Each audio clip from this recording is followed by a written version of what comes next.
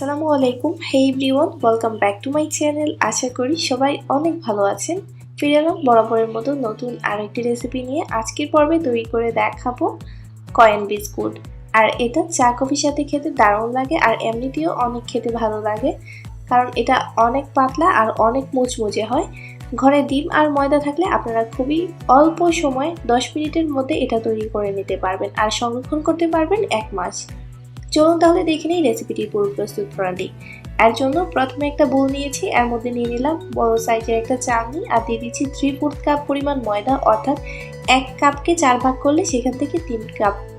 দিয়ে দিলাম 1/2 টেবিল চামচ পরিমাণ বেকিং পাউডার, পরিমাণ মতো লবণ। এখন সবকিছু এইভাবে একসাথে নেড়ে তারপর চেলে নিতে হবে। অবশিষ্ট যে দানাদার অংশগুলো থাকবে সেগুলোকে ফেলে দিব। আবারও আমি একসাথে মিশিয়ে নিচ্ছি। মিশানো হয়ে গেছে, একটা সাইডে রেখে দিলাম। অন্য একটা বোলের মধ্যে নিয়ে নিচ্ছি 2টা ডিম। এখন এই ডিম 2টাকে প্রথমে ভালোভাবে ফেটিয়ে নিব। ফেটানো হয়ে গেছে, দিয়ে দিচ্ছি 5 টেবিল চামচ পরিমাণ চিনি। চিনির পরিমাণটা আপনারা আপনাদের স্বাদ বুঝে বাড়িয়ে কমিয়ে নিতে পারেন।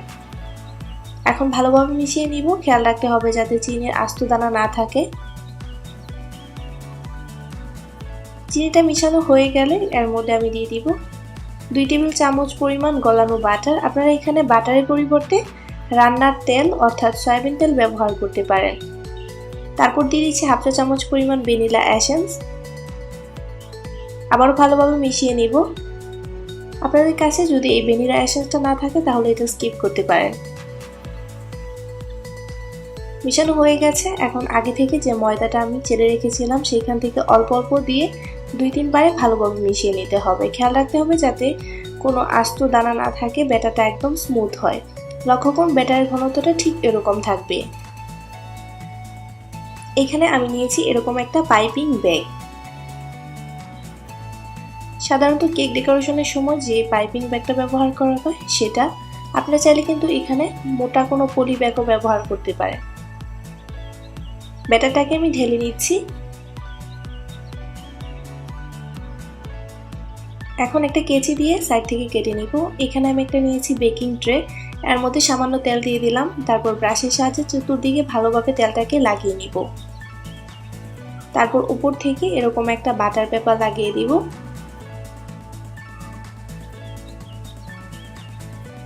এখন লক্ষ্য করুন এরকম ছোট ছোট করে কয়েনের শেপ দিতে হবে, আর জায়গা রাখতে হবে, কারণ বেক করার পর এগুলো ফুলে যাবে অর্থাৎ একটু বড় হয়ে যাবে।